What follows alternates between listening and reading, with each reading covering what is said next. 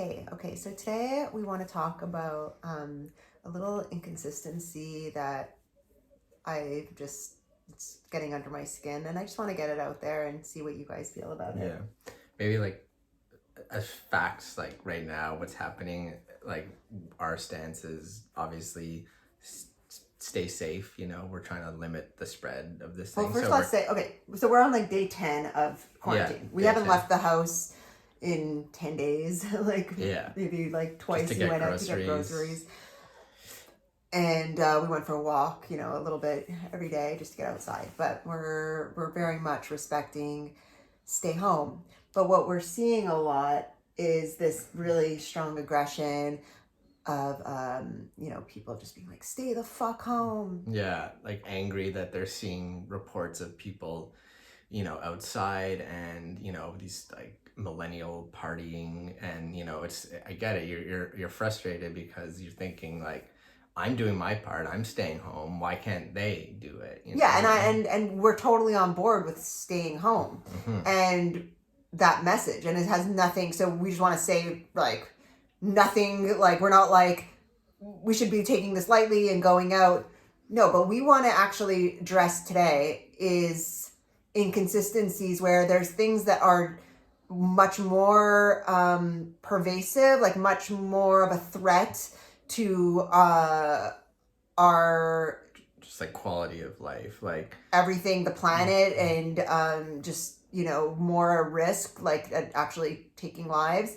And we don't see the same outrage. So yeah, like for instance, like if for people to tout on Facebook or in social media say something that comes across as outrage, you're angry about the way the world is, like, we're sort of used to it because we live in a world where we look outside and we're thinking like, how are people still like not getting it, like they're the big ag and and pharmaceutical industries are ruining people's health and the planet, and yet everyone is still on board. They actually like fight for their right to consume meat and dairy and take pharmaceutical drugs. Like it's like they're given right, but let's just put a little bit in perspective. Yeah. Because some people just don't know, like they're like, wait, what are you talking about? Why are you talking about meat and dairy right now? Like for instance, one of the things that are as pressing, if not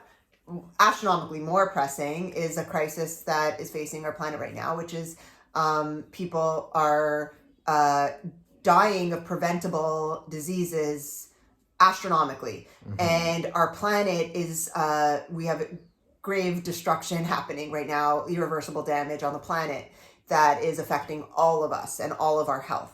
Right. So it's like the pollution and the things that we were like outraged about before that we're told to like dial back and by a lot of the same people who are these issues that we're up against are the reason why we're in this mess in the first place. If there was no animal agriculture as it is today, there would not be these zoological viruses spreading. And there's really no long-term plan right now. It seems people are just like, quarantine yourself, we'll do it in 4-week chunks, we'll see how people, if it comes back, and then maybe we'll do it again, and eventually a vaccine will come out. But that's like very short-term thinking. That is not getting to the root of these issues. That is not getting people on board with some new way of thinking that's going to actually stop these things from ever happening again. Because like all the outrage in the world and being careful won't stop this unless we change our way of life. And not to say like, we're doing it right. Like we're not like, we want to transmit this message. We should be equally as outraged by. So it's like, we want to talk about, so statistically, how many people die of preventable diet-related diseases every year? Maybe we can show a little thing there. But like an interesting fact, okay, so regular seasonal flu kills approximately 50,000 Americans every year. So these people are in a condition, whether it's autoimmune disease, respiratory illness, heart disease, age, they're just at risk of a seasonal flu that most people can just come and go and they're fine. this will kill them. And that's terrifying because that's the problem right now, is that we're scared that medical system's going to be upended and overwhelmed because all these people are coming in, need respirators, and we're only set up for the 50,000 people that normally die of the flu and who need respirators. So clearly, like, there's an issue here, and it's general health and wellness, because to get the globe into this state right now where we're in a panic of a more contagious flu, it's terrifying. Like, and it won't go away. It'll keep reoccurring. Even if, like, this one we get a vaccine for, first of all, it's going to keep mutating, and that's just not sustainable. And then, like, another one is just going to come a few years later, as we see. We have one outbreak every few years with zoological diseases. They mutate, and, there's no real control. Like, there's a sense of control you have with vaccinations, but it's still going to be out there. But we're still not getting to the root of the problem. And that, for some reason, we've been noticing it's not the time to talk about that. Just as when there's a big shooting at a school, it's not the time to talk about gun laws.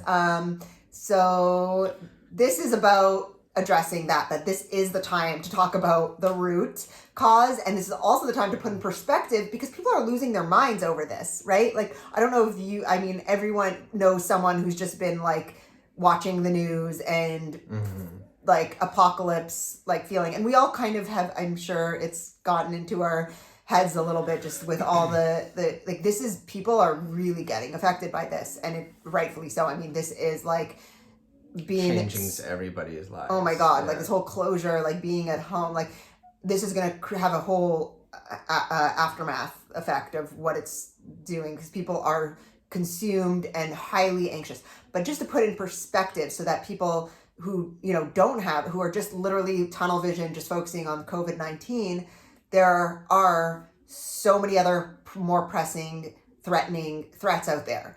And it's the air pollution, it's the pollution in our water systems, it's the pollution in our food supply, just animal agriculture.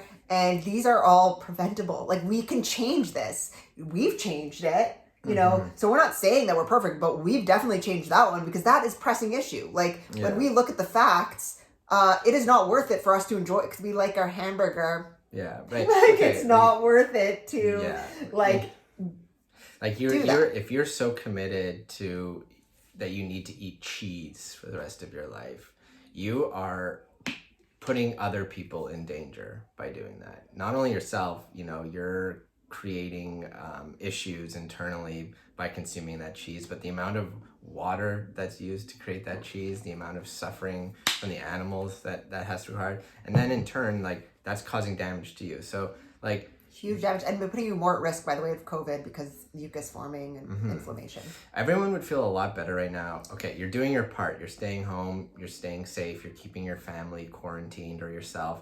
Okay, you're doing your part. Great. Now do your real part. Now make conscious decisions to help others not have immunity deficiencies. And the way we do that is we change our demand, change what you're eating every day, so that there's big industry isn't saying, okay, people want these things, that's why we're putting it out there, like, we decrease the demand for milk by not drinking it. That's why things are happening, like Health Canada taking dairy completely off the food guide. It's gone. It's not healthy. It's off, right? There's no debate about that. So people telling you that you need milk to be healthy, bullshit. It's false, okay? So I don't care how much you think you need your milk, not true. So things like that, where little by little people make choices over time, and now soy milk, oat milk, almond milk, nut milk alternatives are surpassing, or eventually will surpass, dairy milk sales. That is progress. That is great. Now, what's next? Start limiting your meat consumption. Don't eat beef that's laden with antibiotics that is destroying your gut and the environment and the soil, because you need to eat meat. There's substitutes. There's, like, healthy alternatives. And if you don't see that connection right now between your everyday choices that you can make and a global pandemic from an animal-based virus, then you are the problem. Yeah. And we're allowed to say and yes, exactly. And we can say, stop eating fucking animals. The same way that Hashtag stay fucking home. stay the fuck home. It's stay the fuck away from animals. Stay the fuck away from eating animals. It's pretty simple, and sorry if that offends you and your choices that you're making right now, but clearly it affects all of us. Yeah, we're all in trouble because of. And we may need to get a mandatory vaccine, which I don't want to put that shit in my body, but we may need to get this mandatory vaccine because you need to continue eating your animals. Like, how is that fair? And then we're going to be the ones who are like looked at as, if we don't want to get vaccines, like they're anti-vaxxers and blah, blah, blah. It's like, no, because we're doing our part to stay healthy. Yeah, we don't need to, for your meat consumption, get this mandatory vaccine. Why don't we get to the root of the problem and start pointing fingers where they actually deserve to be pointed? And for the argument that these came from wet markets, where it's like crazy wild animals that that's not part of the standard American diet. People don't eat these bats and whatever. So it's not our fault. It's some weird Chinese virus.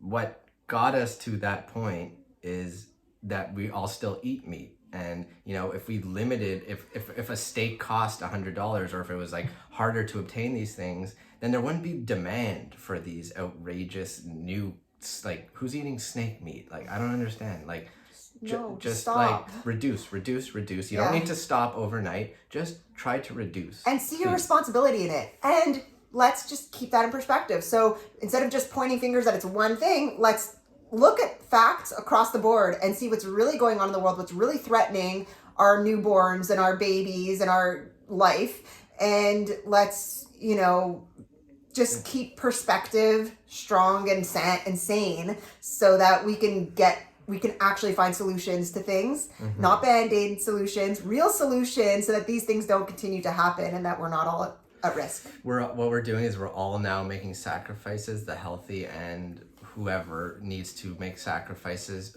to protect the weak and the vulnerable. Let's try to do things now so that there's not this huge population of weak people. Yes. Okay, like I get it. You age, you get old, you're withered out. But there's so many people with like autoimmune diseases, okay, preventable, that they claim that they're born with or whatever. But that is reversible. It's preventable. You can reverse diabetes with a plant-based diet. You could take asthma. Like I don't have asthma anymore because I don't have dairy, and a lot of people are just like so committed to dairy, and they're gonna have breathing, respiratory issues and be at risk of dying from COVID-19.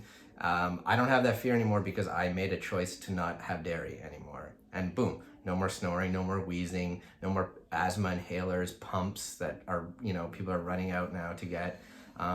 That's like one example. There's lots of other things. Diabetes is a high risk, makes you high risk for COVID, and that is super preventable. So if you feel like you can reverse it. If you have a respiratory issue right now, if you have Lyme disease, if you have Crohn's, if you have some autoimmune deficiency, look into how diet can change these things and be open-minded. Don't think that it's just pseudoscience, like bullshit internet stuff. Like, the proof is out there, and if you don't think you could do it, then you're in denial and you need to change. And I'm sorry that you're sick. I'm sorry that you struggle with these things, but take into account that you could self-heal. You don't need to depend on doctors. And get a lot better at least. So maybe not like full recovery, but give yourself a fighting chance and build up, have that power in yourself. We can't rely on a system. We cannot be just like leaning on this collapsing system anymore. So if I did, I'd still be on inhalers. And a doctor never told me growing up to try not having dairy. They just said maybe take more milk, keep getting inhalers, and that's bullshit. So yeah. So we're raising. Stop the outrage. Like, let's our increase. Kids vegan. There's no excuse. I mean, they if they had their choice, of course, they would want to eat whatever they wanted. Yeah. But we're responsible parents, and we know now just from our own self-experimenting what the power that we have is, and so we're taking that seriously. So we encourage you to take that, to try for yourself. Yes, and I'm going to get you some grapefruit now. So if you want to stop COVID-19, yes, stay home, but also take care of your health. Take care of your health. Stop eating meat and dairy. And don't be so aggressive because it is mean, and we need kindness in the world. And it's going to be we're going to get way more sick as a population if we're all stressed and angry. So like we're used to it. Like vegans are always stressed.